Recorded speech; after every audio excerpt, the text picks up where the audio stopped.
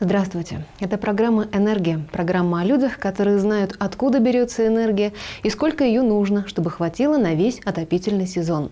Но пока отопительный сезон не закончен, и впереди самый первый из череды майских праздников – День весны и труда.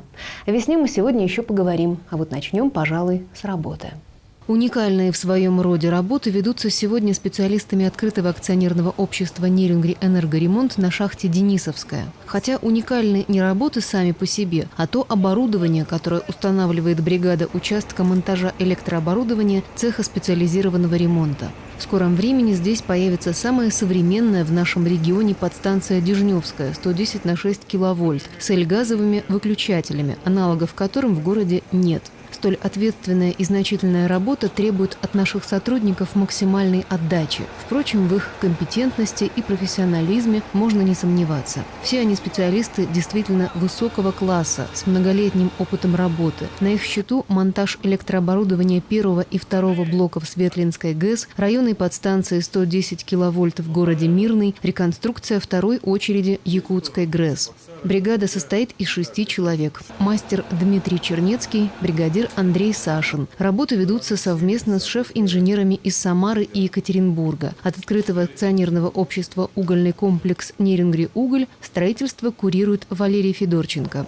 На сегодняшний день к работе специалистов НЭРа у заказчика претензий и нареканий нет. То, что праздник весны отмечают 1 мая, очень справедливо.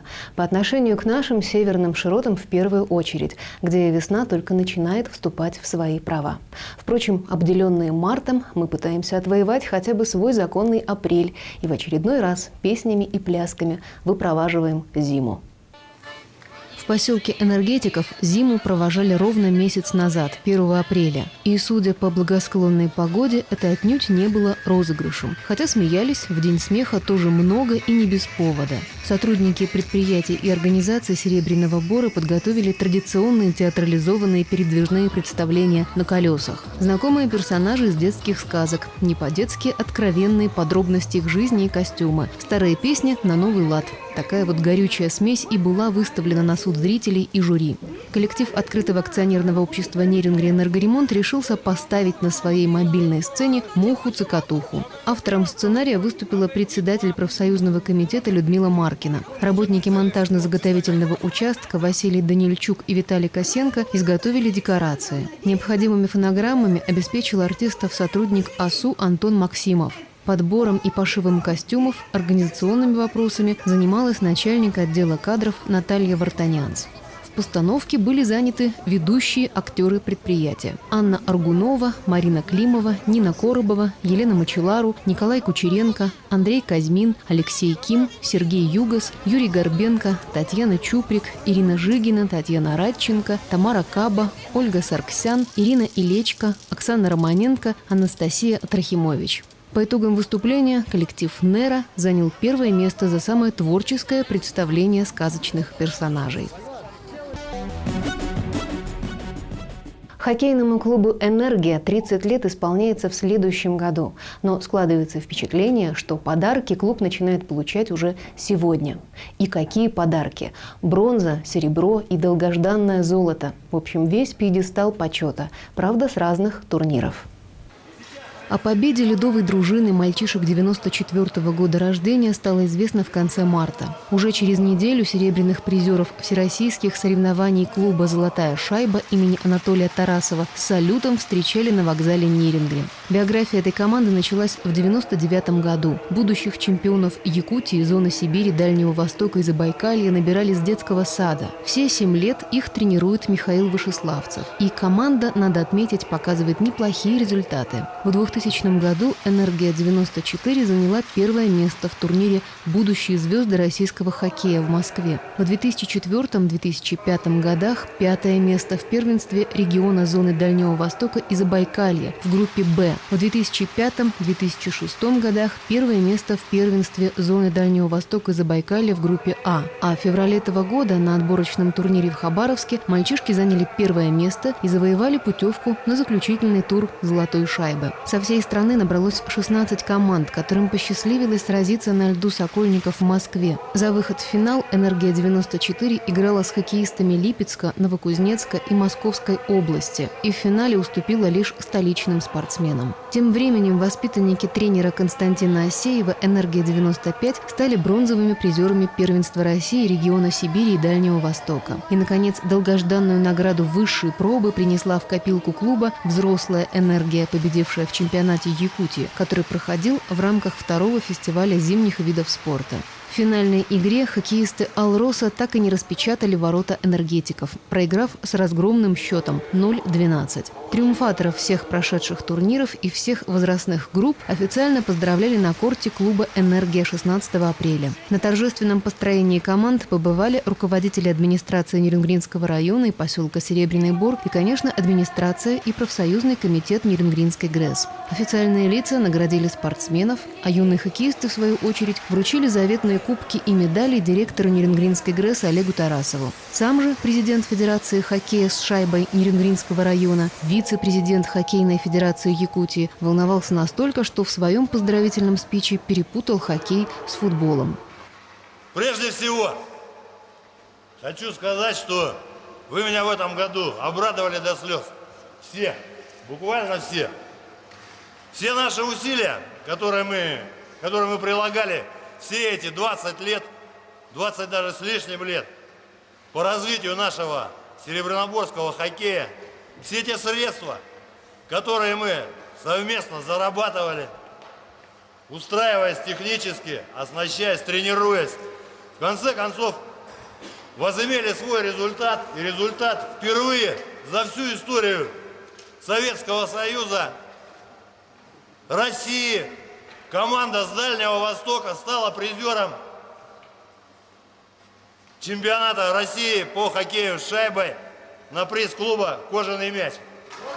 После построения команда ветеранов капитан Олег Тарасов провела товарищеский матч с мальчишками «Энергии-94». Ничейный результат символичен. Победила дружба. Есть единственное благо, которое каждый добровольно отнимает у себя сам.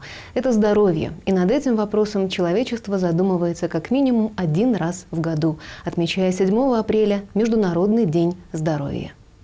Командные соревнования в лыжной эстафете среди подразделений открытого акционерного общества «Нерюнгри-Энергоремонт» были посвящены Всемирному дню здоровья. В них приняли участие 10 команд, всего 40 человек. Организацию и судейство осуществлял Анатолий Леошко. Игорь Дмитриев подготовил трассу и обеспечил всех спортсменов лыжным снаряжением. Была организована доставка людей автобусом из Серебряного Бора, водитель Валерий Обиход. Профсоюзный комитет не без помощи Елены Трохимович, Натальи Вартанянц и Раи Симоновой предоставил спортсменам разрешенный допинг, чай и шашлыки. Дополнительным стимулом к спортивным рекордам стало участие в эстафете генерального директора НЭРа Михаила Деревяшкина.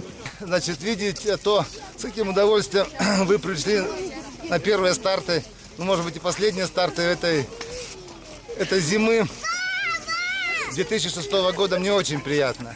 Я хочу сказать, что не только на производстве складываются наши отношения, то, как мы отдыхаем, то, как мы строим свои внерабочие отношения, зависит наше будущее.